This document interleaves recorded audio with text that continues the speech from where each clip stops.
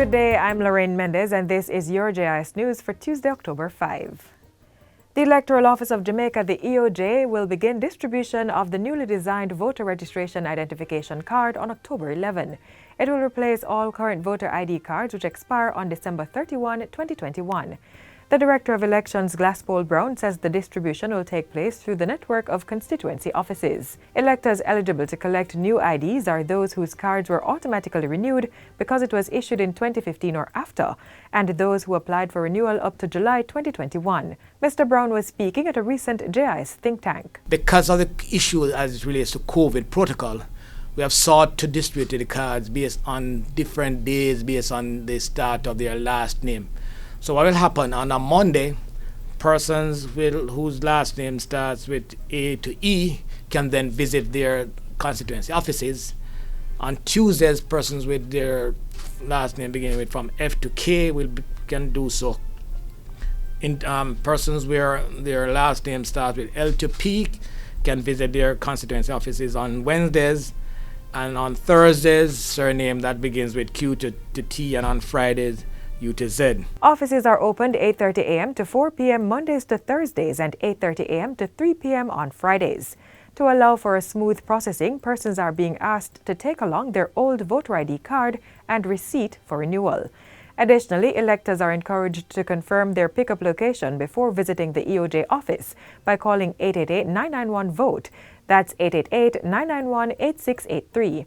Electors can also visit the ECJ website at ecj.com.jm/query. The Director of Elections is urging persons who have not yet applied for renewal to do so, as the old cards will not be accepted after December 31. What we have in place is roughly in excess of close to 800,000 cards that are ready for immediate distribution, and those that are the first set in terms of the first tranche of distribution.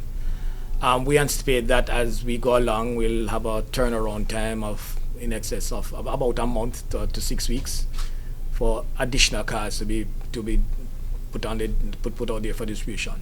Meanwhile, the Electoral Office of Jamaica says measures have been put in place to manage the number of persons collecting IDs at locations. We have taken on additional temporary staff in each office to assist with the process. We have also reconfigured the arrangements in our constituency offices, so we'll have an area that is solely dedicated to the collection of new ID cards.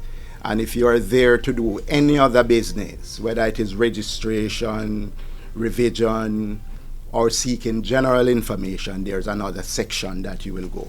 According to Mr. Simpson, tents and chairs will be placed at some locations to accommodate a possible overflow. He says the services at 7 offices identified as not having adequate space for social distancing will be relocated to a larger area at different locations nearby. The overall collection of ID process will be monitored daily and adjustments made where necessary. The Ministry of Science, Energy and Technology will be focusing on 4 key areas as it observes Cybersecurity Awareness Month in October. Head of the Cyber Incident Response Team CERT, Lieutenant Colonel Godfrey Sterling, says Week 1 will look at the use of cyberspace and being responsible. Week 2 will focus on phishing and email compromise. What we will seek to do is to ensure that we bring to the public those things that can be done to securely provision and to govern the use of cyber resources in cyberspace. The third week is dedicated to cybersecurity-related careers in the form of a symposium. The final week will culminate with the annual cybersecurity activities on October 29. For each week, there will be 3 to 4 webinars on a Tuesday and a Wednesday. On a Thursday, we will have a panel discussion, each supporting the sub-theme for the week. And on the final week, we're hoping to really drill down into how we can bring all of this experience together. Lieutenant Colonel Sterling was speaking at a recent JIS think tank. For further information on Cybersecurity Awareness Month and the related activities, visit cert.gov.jm. And finally, Jamaica has launched its plan of action to reduce greenhouse gas emissions to 28.5% by 2030.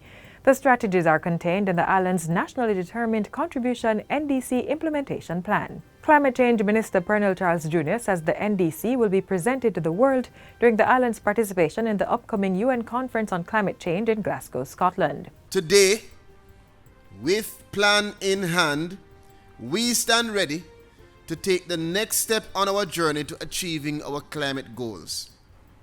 The plan is a detailed analysis of Jamaica's progress to date towards achieving the emissions reductions commitments that we have set out in our NDC. Since Jamaica's economic development is so dependent on natural resources, sustaining livelihoods and lives is critical, and so resilience building is paramount.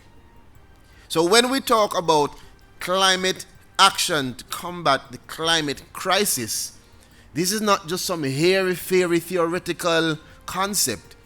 This is us talking about how we as stakeholders, as human beings existing in this ecosystem that we call the planet Earth, are going to protect life for generations to come. And that's it for JIS News today. I'm Lorraine Mendez. Thanks for watching.